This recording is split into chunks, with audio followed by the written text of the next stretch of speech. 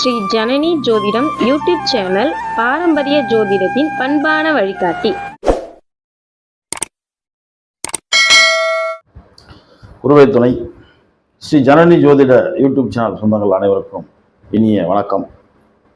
சென்ற பதிவில் கடக லக்னம் வரை யோகத்தை செய்யும் கிரக சேர்க்கைகளை பற்றி ஒரு பதிவு போட்டிருந்தேன். இப்போ இந்த வீடியோவில் சிம்ம லக்னம் முதல் விருச்சிக லக்னம் வரை யோகத்தை செய்யும் கிரக சேர்க்கை பற்றி இந்த வீடியோவில் பார்க்கலாம். சிம்ம லக்னம் பொதுவான கிரக சேர்க்கை என்பது வேறு. ஒவ்வொரு லக்னத்திற்கும் நன்மை செய்யக்கூடிய யோகத்தை செய்யக்கூடிய கிரக சேர்க்கை அப்படின்னு நம்ம லக்ன ரீதியாக நம்ம பிரிக்கலாம். ஏன்னா பொதுவான கிரக சேர்க்கை என்பது அது பலன் துல்லியமாக வராது. ஆனால் நம்ம லக்ன ரீதியாக பிரிக்கும் போது கண்டிப்பாக யோகத்தை செய்யும் கிரக சேர்க்கை இருந்தால் முழுமையான யோகத்தை அந்த ஜாதகர்களுக்கு கொடுக்கும். அந்த வகையில் இன்னைக்கு 4 லக்னத்தை பற்றி கிரக சேர்க்கை யோகத்தை செய்யும் கிரக சேர்க்கை பற்றி பார்க்கலாம். முதல்ல சிம்ம லக்னம். இந்த சிம்ம லக்னத்துக்கு சுப கிரகம் அப்படின்னு எடுத்துக்கிட்டோம்னா லக்னாதிபதி சூரியன் ஒரு சுப கிரகம், அதாவது லக்னத்துக்கு சுப கிரகம் தான், ஆனால் இயற்கை பாவி அவர். ஆனால் சிம்ம லக்னம் அப்படின்றதால சூரியன் சுப கிரகம். அடுத்து தன லாபாதிபதி புதன், இவருக்கு 2ஆம் இடமும் 11ஆம் இடமும் ஆதிபத்தியம் பெறுகிறார். இந்த புதன் பார்த்தீங்கன்னா எப்பவுமே அந்த சூரியனுடைய ஒட்டிக்கிட்டே போகும், கூடவே பயணிக்கக்கூடிய ஒரு கிரகம். சூரியன் கூடவே புதன் பயணித்துக் கொண்டே இருக்கும். இதுக்கு அடுத்தது செவ்வாய். சிம்ம லக்னத்துக்கு செவ்வாய் ஒரு கேந்திரத்திற்கும் திரிகோணத்திற்கும் அதிபதி. இவர் முழுக்க முழுக்க சுபகிரகம் தான். இதனாலதான் செவ்வாய் தோஷத்துல கடக லக்னத்திற்கும் சிம்ம லக்னத்திற்கும் விதிவிலக்கு உண்டு. ஏன்னா கடக லக்னத்துக்கும் சிம்ம லக்னத்துக்கும் செவ்வாய் எங்கிருந்தாலும் 2, 4, 7, 8, 12 இப்படி எங்கிருந்தாலும் கடகம் சிம்ம லக்னத்துக்கு மட்டும் செவ்வாய் தோஷம் இல்லை. இந்த 2 லக்னத்துக்கு மட்டும் விதிவிலக்கு உண்டு. அந்த வகையில செவ்வாய் ஒரு சுபக்கிரகம் சிம்ம லக்னத்தை பொறுத்தவரை. அடுத்து சுபகிரகம் பார்த்தீங்கன்னா சுக்கிரனை எடுக்கலாம். ஒரு 75% சுக்கிரன் சுபக்கிரகம் சிம்ம லக்னத்துக்கு. ஏன்னா 3ஆம் இடம் ஆதிபத்தியம் வர்றதால ஒரு 25% கெடுபலனை செய்யும். மீதம் உள்ள 10ஆம் இட ஆதிபத்தியம் பெறதால 75% சுப பலனை சுக்கிரன் செய்யும். அந்த வகையில் இப்போ இவங்களுக்கு கிரக கூட்டுக்கள் சேர்க்கை எந்த கிரகம் யோகத்தை செய்யும், எந்த கிரக சேர்க்கை யோகத்தை செய்யும் அப்படின்னு பார்க்கும்போது இந்த செவ்வாயும் சுக்கிரனும் இணைவு பெறுவது, சேர்க்கை பெறுவது, செவ்வாயும் சுக்கிரனும் சேர்க்கை பெறுவது மிகச்சிறப்பான ஒரு யோகத்தை ஏற்படுத்தும். இதுல கர்ம கர்மாதிபதி யோகம் செயல்படும். ஏன்னா 9, 10 அதிபதிகள் சேர்க்கை பெறுவது மிகச்சிறப்பான அமைப்புல ஆன்மீக நாட்டம், ஆன்மீகத்தில் ஈடுபாடு, சாஸ்திரங்களை கற்றுக்கொள்ளுதல், பூஜை புனஸ்காரம், புரோகிதம். 10ஆம் இடம் அப்படின்றதால சுய தொழில், வேலை அல்லது உத்தியோகம். இப்படி பார்க்கும்போது குறைஞ்சபட்சம் இவங்களுக்கு கீழே ஒரு 10 பேர் வேலை பார்க்கக்கூடிய ஒரு நிலையில தான் இந்த செவ்வாய் சுக்கிரன் சேர்க்கை சிம்ம லக்னத்திற்கு யோகத்தை செய்யும். அது தொழில் ரீதியாக, வேலை ரீதியாக, உத்தியோக ரீதியாக மிகச்சிறப்பான உயர்ந்த நிலைக்கு கொண்டு செல்லும் இந்த செவ்வாய் சுக்கிரன் சேர்க்கை. இந்த சேர்க்கை இருக்கக்கூடிய இடங்கள் அப்படின்னு பார்த்தீங்கன்னா லக்னத்தில் இருக்கலாம், அடுத்து 3ஆம் இடத்துல இருக்கலாம், ஏன்னா அங்கே சுக்கிரன் ஆட்சி பெறுவார். அடுத்து 4ஆம் இடத்துல இருக்கலாம், செவ்வாய் ஆட்சி பெறுவார். அடுத்து 5ஆம் இடத்துல இருக்கலாம், கேந்திரம், திரிகோணம், லாபஸ்தானங்கள். இப்படி இந்த கிரக சேர்க்கை இருக்கும்போது மிகச்சிறப்பான ஒரு யோகத்தை செய்யும். இதன் கூடவே சுக்கிரன், செவ்வாய் பிளஸ் புதன் இந்த கிரகமும் சேர்ந்தால் இன்னும் மிகச்சிறப்பான ராஜயோகத்தை கொடுக்கும். பொருளாதாரத்தில் நல்ல முன்னேற்றம் உண்டாகும். பண வரவு, பொருளாதாரம், பொன்பொருள் சேர்க்கை, வசதி வாய்ப்புகள், வம்பு வழக்குகள் ஏதேனும் இருந்தால் அதில் வெற்றியை உண்டாக்கும். ஏன்னா 4, 11 சேரும்போது வாகனத்திலேயோ மண்மனையிலேயோ இது போல ஏதேனும் வழக்கு இருந்தால் அந்த லாபாதிபதி புதன், வெற்றி ஸ்தானாதிபதி புதன் சேரும்போது அந்த வழக்குகளில் இருந்து உங்களுக்கு வெற்றியை கொடுக்கும், உங்களுக்கு சாதகமாகும். அடுத்து 10ஆம் இடத்தில் தொழில் ரீதியா, வேலை ரீதியா, உத்தியோக ரீதியா ஏதேனும் பிரச்சனைகள் இருந்து வம்பு வழக்குகள் நடந்தாலும் இந்த 11ஆம் அதிபதி புதன் சேரும்போது அந்த வம்பு வழக்குகளில் உங்களுக்கு வெற்றியை ஏற்படுத்தும். அடுத்து பட்டம் பதவிகளை தேடி கொடுக்கும். இந்த 9, 10 செவ்வாய் பிளஸ் சுக்கிரன் சேர்க்கை என்பது பட்டம் பதவிகளை தேடி கொடுக்கும். இதில் கூடவே லக்னாதிபதி சேர்ந்துட்டார் அப்படின்னா இது போன்ற விஷயங்களுக்கு ஜாதகர் அலையவே தேவையில்லை. இப்போ ஒரு சில பேர் பார்த்தீங்கன்னா அலைவாங்க, அலைச்சல் திருச்சல் அதிகமாக இருக்கும். ஒரு தொழிலுக்காகவோ வேலைக்காகவோ உத்தியோகத்துக்காகவோ அலைஞ்சு திரிஞ்சு தான் அதனுடைய வேலையும் உத்தியோகத்தையும் பார்க்கக்கூடிய ஒரு நிலைமை இருக்கும். அதே போல இந்த லக்னாதிபதி சூரியன் போயிட்டு இந்த இணைவுகள் சேரும்போது ஜாதகர் எதிர்பாராத விதமாக அனைத்து விஷயங்களும் ஜாதகருக்கு கிடைக்கும். அது ஆன்மீகமாகட்டும், பெரியோர்களுடைய அன்பு, நட்பு, ஆதரவு, குருமார்களுடைய அன்பு, நட்பு, ஆதரவு, அடுத்து தொழில், வேலை, உத்தியோகம், இதெல்லாம் பார்த்தீங்கன்னா ஜாதகர் எந்த விதமான முயற்சியும் எடுக்காமல் ஜாதகருக்கு கிடைக்கும். ஏன்னா அந்த 9, 10 சேர்க்கையோட லக்னாதிபதியும் போய் சேர்றாரு. அப்ப என்ன ஆகும்? ஜாதகர் தேடாமல் கிடைக்கும். அது தொழிலாகட்டும், வேலையாகட்டும், உத்தியோகமாகட்டும், ஜாதகர் இதுக்காக கஷ்டப்பட வேண்டிய அவசியம் இல்லை. ஒரு சிறு முயற்சி செய்தால் போதும், கைமேல் பலன் இந்த சிம்ம லக்னத்து ஜாதகர்கள் பார்ப்பார்கள். இப்போ நன்மை செய்யக்கூடிய கிரகத்தை நம்ம பார்த்துட்டோம். இந்த செவ்வாய் சுக்கிரன் சேர்க்கை பார்த்துட்டோம். வீடு, வண்டி, வாகனம், மண்மனை, சிறப்பான கல்வி, அடுத்து சிறப்பான தொழில், வேலை, உத்தியோகம், தன்னுடைய பாரம்பரிய பழக்க வழக்கம், குல வழக்கம், இதெல்லாம் ஜாதகர் கடைபிடிப்பார். புதன் சேர்க்கையினால அனைத்து விஷயங்களிலும் வெற்றி பெறுவார், வழக்குகளிலும் வெற்றி பெறுவார். போட்டி, பந்தயம், விளையாட்டு, தேர்வு, வழக்கு, இது போன்ற விஷயங்கள்ல ஜாதகருக்கு எளிமையாக வெற்றிகள் கிடைக்கும். அடுத்து லக்னாதிபதி சேரும்போது மிகச்சிறப்பான யோகத்தை கொடுக்கும். ஆனா இதுல ஒரு சின்ன ஒரு சூட்சுமம் என்ன அப்படின்னு பாத்தீங்கன்னா, இந்த சூரியன் இந்த கிரகத்தோடு, இந்த 3 கிரகத்தோடு சூரியன் லக்னாதிபதி இணையும் போது ஒரு குறிப்பிட்ட இடைவெளி வேண்டும். ரொம்ப நெருங்கி இருக்கக்கூடாது. ரொம்ப நெருங்கி இருந்தா அந்த சூரியனுடைய சேர்ந்த கிரகம் அஸ்தங்கமாகும்.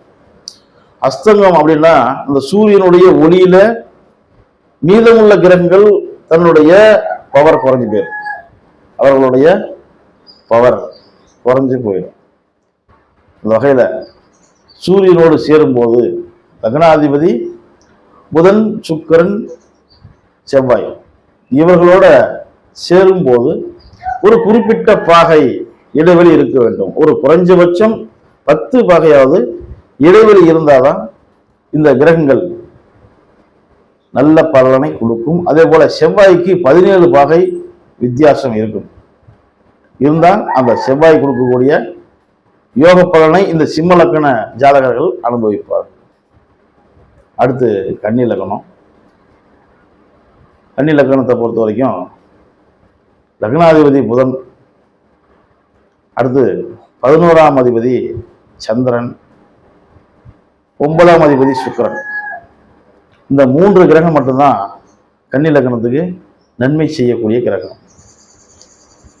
பஞ்சமாதிபதி நன்மை செய்ய மாட்டாரா அப்படின்னு ஒரு கேள்வி எழலாம். ஏன்னா அவருக்கு 6ஆம் இட ஆதிபத்தியம் இருக்கிறது. இந்த 6ஆம் இட ஆதிபத்தியம் இருக்குது அப்படின்னாலே ஒரு பிரச்சனையே கொடுத்துரும் கன்னி லக்னத்துக்கு. பெரும்பாலும் பாருங்க, கன்னி லக்னத்துக்காரங்க பூர்வீகத்தில் இருக்க மாட்டாங்க. பூர்வீகத்தில் சிக்கல் உண்டாயிடும், பூர்வீகத்து மேல கடன் வந்துடும், பூர்வீகத்து மேல வம்பு வழக்கு நடந்துட்டு இருக்கும். இல்லைங்க எதுவுமே நடக்கலைங்க, பூர்வீகம் இருக்குதுங்க அப்படின்னா நீங்க பூர்வீகத்தை விட்டு வெளியில போறீங்க. ஏன்னா 5 மற்றும் 6 ஒரு அசுபாதிபத்தியமும் ஒரு சுபாதிபத்தியமும் வரும்போது அதற்குண்டான பலனை ஜாதகர் முழுமையாக அனுபவிக்க முடியாது. சரி, இப்போ கன்னி லக்னத்துக்கு நன்மை செய்யும், யோகம் செய்யும் கிரக சேர்க்கை பார்க்கும்பொழுது சுக்கிரன் புதன் சந்திரன் இவர்களுடைய இணைவு கன்னி லக்னத்துக்கு மிகுந்த யோகத்தை செய்யும். அப்போ இவர்களுடைய இணைவு எங்க இருக்கலாம் அப்படின்னு பார்த்தீங்கன்னா லக்னத்துல இருக்கலாம். கன்னி லக்னத்துல புதன் சுக்கிரன் சந்திரன் இருக்கலாம். அதே போல 2ஆம் இடத்துல இருக்கலாம். ஏன்னா குடும்பஸ்தானம் அந்த இடத்துல வந்து சுக்கிரன் ஆட்சி பெறுவார். அதே போல இந்த கிரக இணைவு 4ஆம் இடத்துல இருக்கலாம். ஏன்னா இது ஒரு கேந்திர ஸ்தானம். ஒரு சில பேர் என்ன நினைக்கலாம், ஏங்க சந்திரன் 4ல இருந்தா காரக பவனாஸ்தி அப்படின்னு நீங்க நினைக்கலாம். அதற்கு விதிவிலக்கு உண்டு. கன்னி லக்னத்துக்கு காரக பவனாஸ்தி இல்லை. சந்திரனுக்கு 4ஆம் இடத்துல சந்திரன் என்றால் சந்திரனுக்கு காரக பவனாஸ்தி இல்லை, தாயாருக்கு தோஷம் இல்லை. இந்த வகையில 4ஆம் இடத்துல சுக்கிரன் புதன் சந்திரன் இவர்களுடைய சேர்க்கை இருந்தால் மிகச்சிறப்பான யோகத்தை கொடுக்கும். 2-4 சம்பந்தம், 9-4 சம்பந்தம், 10-4 சம்பந்தம், 11-4 சம்பந்தம். ஏன்னா இந்த 3 கிரகம் சேரும்போது என்ன ஆகும்னா தொழில் அந்த 9-10 அதிபதி சேர்க்கை அப்படிங்கும்போது தர்ம கர்மாதிபதி யோகம், வேலை உத்தியோகம், ஆன்மீகம், குடும்பம், வருமானம், பொருளாதாரம், சொல்வாக்கு செல்வாக்கு இவை அத்தனையும் உண்டாக்கும். கூடவே 11ஆம் அதிபதி யாருங்க, லாபாதிபதி சந்திரன். இவர் சேர்ந்துட்டார்னா எளிமையான முறையில, அது கடுமையான முயற்சி இல்லாம எளிமையான முறையில அனைத்து விஷயங்களிலும் ஜாதகர் வெற்றி பெறுவார். சரி, இந்த இணைவு மேற்கொண்டு எங்க இருக்கலாம்? திரிகோணத்துல இருக்கலாம். அதாவது 5ஆம் இடத்துல இருக்கலாம், 9ஆம் இடத்துல இருக்கலாம், 10ஆம் இடத்துல இருக்கலாம், 11ஆம் இடத்துல இருக்கலாம். இப்படி இருக்கும்போது என்ன ஆகும்னா கன்னி லக்ன ஜாதகர்களுக்கு மிகச்சிறப்பான தொழில் வேலை உத்தியோகம் அமைஞ்சிடும். அரசு வேலை அமைவதற்கும் வாய்ப்புகள் கொடுக்கும் உண்டாகும். அடுத்தது தந்தை வழி சொத்துக்கள் ஜாதகருக்கு கிடைக்கும். பூர்வீக சொத்துனா சிக்கல் இருக்கும், பிரச்சனைகள் இருக்கும். ஆனா தந்தை வழி சொத்துக்கள், தந்தை வழி ஆதரவு, குருமார்களுடைய ஆன்மீகவாதிகளுடைய ஆதரவு இது எல்லாமே ஜாதகருக்கு கிடைக்கும். அதே போல கல்வி, சிறப்பான கல்வி கொடுத்துரும். மிக உயர்ந்த நிலையில பதவிகள், பட்டம் பதவிகள், அரசு மற்றும் அரசியலில் பொறுப்புகள், பதவிகள், அதிகாரம் இதெல்லாம் கொடுக்கக்கூடிய ஒரு கிரக அமைப்பு தான் இந்த புதன் சுக்கிரன் சந்திரன் சேர்க்கை. இது அனைத்து விதமான யோக பலன்களையும் இந்த கன்னி லக்னத்துக்கு கண்டிப்பாக கொடுக்கும். இதுல கெடுதல் செய்யக்கூடிய கிரகம் அப்படின்னு பார்த்தீங்கன்னா குருவும் சனியும் கெடுதலை செய்வார்கள். இதற்கு மேல இன்னொருத்தர் இருக்கார், அவர் தான் செவ்வாய், பூமிக்காரகன். இந்த செவ்வாய் இந்த இணைவோடு சேர்ந்துட்டால் கண்டிப்பாக மேற்சொன்ன பலன் அத்தனையும் அடிபட்டு போகும். அது தொழில் வேலை உத்தியோகத்துல சிக்கல்களை கொடுத்துரும், வேலை இழப்பு, பதவி இழப்பு இதெல்லாம் கொடுத்துரும். இந்த 3 கிரகத்தோட புதன் சுக்கிரன் சந்திரன் இவங்களோட செவ்வாய் சனி குரு யாரேனும் ஒருவர் சேர்ந்தாலும் கண்டிப்பாக மேற்சொன்ன பலன் அத்தனையும் பாதிக்கப்படும். தந்தை மகன் ஒற்றுமை இருக்காது, தொழில நிலையான ஒரு தொழில் அமையாது, நிலையான வேலையில் இருக்க முடியாது, நிரந்தரமாக ஒரே இடத்துல இருந்து வேலை பார்க்க முடியாது. அவ்வப்போது இடமாற்றங்கள், தொழில் ரீதியான பிரச்சனைகள், போட்டிகள், பொறாமைகள் இதெல்லாம் இருக்க செய்யும். யார் சேரக்கூடாது அப்படின்னா செவ்வாய் சேரக்கூடாது, குரு சேரக்கூடாது, அடுத்து சனி சேரக்கூடாது. இப்போ இவங்களாம் சேர்ந்தாங்க அப்படின்னா அந்த யோகத்தை பங்கம் செய்வார்கள். அதனால கன்னி லக்னத்துக்கு சுக்கிரன் புதன் சந்திரன் இந்த இணைவுகள் மட்டுமே மிகுந்த ராஜயோகத்தை கொடுக்கும். அடுத்தது துலாம் லக்னம். துலாம் லக்னத்துக்கு சுபகிரகம் முழுக்க முழுக்க சுபகிரகம் அப்படின்னா சனி பகவான் தான். அடுத்து செவ்வாய் எடுத்துக்கலாம். செவ்வாய்க்கு அஸ்வாதிபத்தியம் எதுவும் இல்லை. அதே போல சந்திரனை எடுத்துக்கலாம். சந்திரன் 10ஆம் அதிபதியா வரதால அவருக்கும் அசுபாதிபத்தியம் எதுவும் இல்லை. இதுல ஒரு 50% புதனை எடுத்துக்கலாம். ஏன்னா சுபகிரகம் அப்படின்ற வரிசையில 50% சுப பலனை செய்வார்கள். இந்த துலாம் லக்ன ஜாதகர்களுக்கு புதன் ஒரு 50% சுப பலனை செய்யும். 50% பிரச்சனைகளையும் கொடுக்கும், விரை செலவுகளையும் கொடுக்கும், நஷ்டங்களையும் கொடுக்கும். அந்த வகையில அப்ப யோகத்தை செய்யும் போது என்ன ஆகும்னா சற்று கடினமான முயற்சிகள் எடுத்தால் யோகம் கிடைக்கும். அந்த புதன் சேரும் போது என்ன ஆகும்னா கடினமான முயற்சிகளை எடுக்கக்கூடிய ஒரு சூழ்நிலை உண்டாகும். இந்த துலா லக்னத்துக்கு பார்த்தீங்கன்னா முழுக்க முழுக்க நன்மை செய்யக்கூடிய கிரகம் 3 கிரகம், சந்திரன், செவ்வாய், சனி. இவர்களுடைய இணைவு மிகச் சிறப்பான யோகத்தை செய்யும். பூர்வ புண்ணியம், புத்திர பாக்கியம், பட்டம், பதவிகள், அரசு உத்தியோகம், வண்டி வாகன யோகம், மண்மனை யோகம், சிறப்பான கல்வி, உயர்நிலை கல்வி. அடுத்தது தொழில். 10ஆம் இடத்துல 10ஆம் அதிபதி சந்திரன், அவருடைய இணைவு வரும்போது தொழில் மிக சிறப்பான உயர்ந்த நிலையில இருக்கக்கூடிய, அதிகாரத்தில் இருக்கக்கூடிய வேலை உத்தியோகம் இதெல்லாம் சிறப்பாகவே அமையும். சுயமாக தொழில் செய்யக்கூடிய ஒரு நிலையும் கொடுக்கும். பல நிறுவனங்களுக்கு உரிமையாளர் என்ற ஒரு பெயரையும் உண்டாக்கும் இந்த கிரக இணைவுகள். ஏன்னா இதுல செவ்வாய் இணையும் போது என்ன ஆகும்னா தன்னுடைய வாழ்க்கை துணைவி, கூட்டு தொழில், நண்பர்கள், வெளிநாட்டு வாழ்க்கை, இதன் மூலம் ஜாதகர் அதிகப்படியான வருமானம், பணவரவு, பொருள் வரவு, பொருளாதார முன்னேற்றம், பொன்பொருள் சேர்க்கை, வசதி வாய்ப்புகள் இதெல்லாமே ஜாதகருக்கு தேடி வரும். ஒன்று வெளிநாட்டு வாழ்க்கை, அடுத்தது கூட்டு தொழில், அடுத்தது மனைவி மூலம். ஏன்னா 7ஆம் இடமும் சம்பந்தப்படுறதுனால மனைவி மூலம், மனைவி வந்த பிறகு இந்த ஜாதகருக்கு மிகச்சிறப்பான ராஜயோகத்தை கொடுக்கும். துலாம் லக்னத்துக்கு யோகத்தை செய்யும் கிரக சேர்க்கை அப்படின்னா சந்திரன் 1, அடுத்தது செவ்வாய் 1, சனி 1. இந்த 3 கிரகம் தான் மிகச்சிறப்பான ராஜயோகத்தை கொடுக்கும். இவர்கள் இருக்கக்கூடிய இடத்தை பொறுத்து, அதாவது லக்ன கேந்திரத்தில் இருக்கலாம், 2ஆம் இடத்துல இருக்கலாம், 4, 5ல் இருக்கலாம், அடுத்தது பார்த்தீங்கன்னா 7ஆம் இடத்துல இருக்கலாம். துலா லக்னத்துக்கு 7ஆம் இடத்துல இருக்கலாம், அடுத்து 9ஆம் இடத்துல இருக்கலாம், 10ஆம் இடத்துல இருக்கலாம்.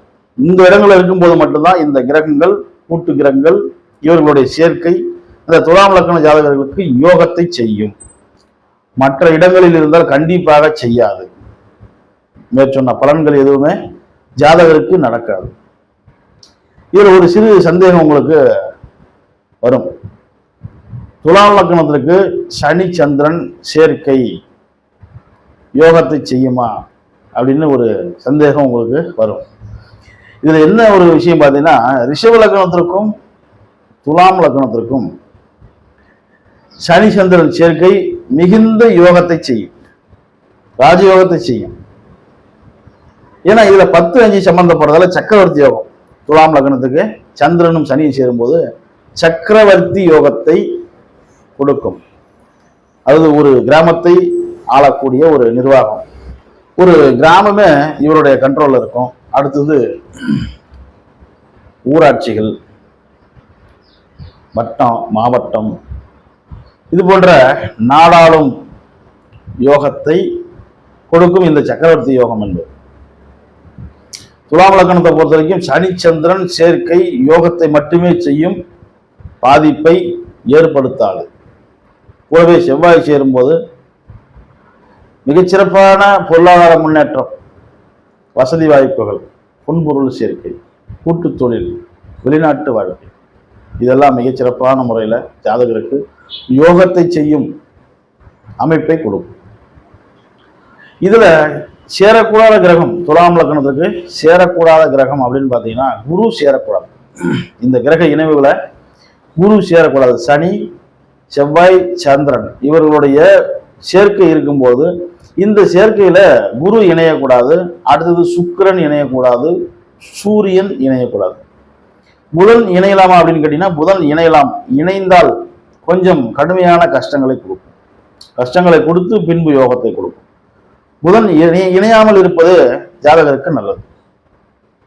சரி, இப்ப இந்த கிரக கூட்டுல சுக்கிரன் சேர்ந்தா என்ன ஆகுங்க? ஜாதகர் எந்த ஒரு விஷயம் ஜாதகருக்கு கிடைச்சாலும், எந்த ஒரு யோகம் கிடைத்தாலும் ஜாதகர் அதை ஏற்றுக்கொள்ள மாட்டார், தவற விட்டு விடுவார். ஏன்னா அஷ்டமாதிபதி வர்றார், லக்னாதிபதியை அஷ்டமாதிபதியை வர்றதால இவருக்கு கிடைக்கக்கூடிய யோகங்களை இவரே கெடுத்துக் கொள்வார். அடுத்து குரு இணைந்தால் என்ன ஆகும் அப்படின்னு பார்த்தீங்கன்னா கூட்டாளிகள், நண்பர்களால இந்த யோகம் ஜாதகருக்கு கிடைக்காத போயிடும். அல்லது சகோதரனால் இவர் என்ன பண்ணுவார்னா சகோதரனுக்கோ நண்பர்களுக்கோ விட்டு கொடுத்துட்டு போயிடுவார். அந்த குருவுடைய சேர்க்கை இருக்கும்போது. அடுத்தது என்ன ஆகும்? வாகனத்துல கடன், மண்மனையில கடன், பூர்வீகத்துல கடன், அல்லது சிக்கல், வம்பு வழக்குகள் இதெல்லாம் ஏற்படக்கூடிய ஒரு நிலையை கொடுத்துரும் இந்த குரு பகவானுடைய சேர்க்கை. சுக்கிரன் சேர்க்கையும் இதே செய்யும். சூரியன் சேர்க்கை என்ன பண்ணும் அப்படின்னு பார்த்தீங்கன்னா நம்பிக்கை துரோகம் செய்யும். தந்தை வழி உறவுகளாலையும் நண்பர்களாலையும் பெண்களாலையும் ஜாதகருக்கு நம்பிக்கை துரோகம் நடக்கும். அந்த சூரியன் இணைவு இருக்கக்கூடாது, குரு இணைவு இருக்கக்கூடாது, சுக்கிரன் இணைவு இருக்கக்கூடாது. மேற்படி இந்த புதன் இணைந்தால் கொஞ்சம் கஷ்டத்தை கொடுத்து பின்பு யோகத்தை கொடுக்கும். இந்த புதன் இணையல அப்படின்னா சனி செவ்வாய் சந்திரன் சேர்க்கை மிகுந்த ராஜயோகத்தை கொடுக்கும் இந்த துலாம் லக்கண ஜாதகர்களுக்கு. அடுத்தது விருச்சிக லக்னம். விருச்சிக லக்னத்துக்கு சுபகிரகம் அப்படின்னு நம்ம எடுத்துக்கிட்டோம்னா குருவை எடுத்துக்கலாம், அதுக்கடுத்து சந்திரன் சூரியனை எடுத்துக்கலாம். குரு ஒன்று, சந்திரன் ஒன்று, சூரியன் ஒன்று. இந்த 3 கிரகம் தான் விருச்சிக லக்ன ஜாதகர்களுக்கு நன்மை செய்யும். சரிங்க, அப்போ அந்த கெடுபலனை செய்யக்கூடிய கிரகம் இவர்களோடு சேர்ந்த என்ன பண்ணணும்னு பார்த்தீங்கன்னா அந்த உறவுகள் சார்ந்த பாதிப்பை ஏற்படுத்தும். நீ தெளிவாகவே உங்களுக்கு நல்லா புரியுற மாதிரியே உங்களுக்கு சொல்லு. இப்போ குரு மற்றும் சூரியன் சந்திரன் சேர்க்கை இருக்குது. இது யாருன்னு பார்த்தீங்கன்னா குரு என்பது குடும்பம், புத்திரம், குழந்தைகள், தாய் வழி மாமன், பாட்டன். அடுத்து சந்திரன் யாருன்னா 9ஆம் அதிபதி, தந்தை. இப்போ இந்த இணைவுல எந்த ஒரு அசுப கிரகம் இணைகிறதோ அந்த அசுப கிரகம் இணையும் போது அந்த காரகத்தினுடைய சந்திரன்னா தாய் எடுத்துக்கலாம், சூரியன்னா தந்தை எடுத்துக்கலாம், குருன்னா குழந்தைகள் எடுத்துக்கலாம். அப்படி இணையும் போது அந்த காரக உறவுகளுக்கு பாதிப்புகளை ஏற்படுத்தும், தோஷங்களை ஏற்படுத்தும். சரி, விருச்சிக லக்னத்துக்கு யோகத்தை செய்யும் கிரகம் சூரியன், சந்திரன், குரு.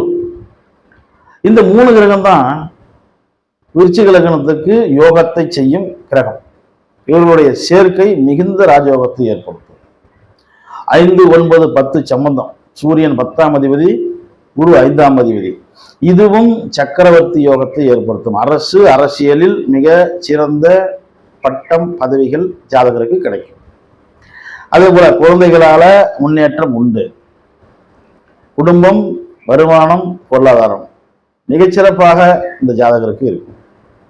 இதுல 9ஆம் இடம் சந்திரன் சேரும்போது என்ன ஆகும் பார்த்தீங்கன்னா 9ஆம் அதிபதி சந்திரன் சேரும்போது ஜாதகருக்கு பெரிய மனிதர்களுடைய ஆதரவு, பெரிய மனிதர்களுடைய நட்பு, பழக்க வழக்கங்கள் இதெல்லாம் ஏற்படும்.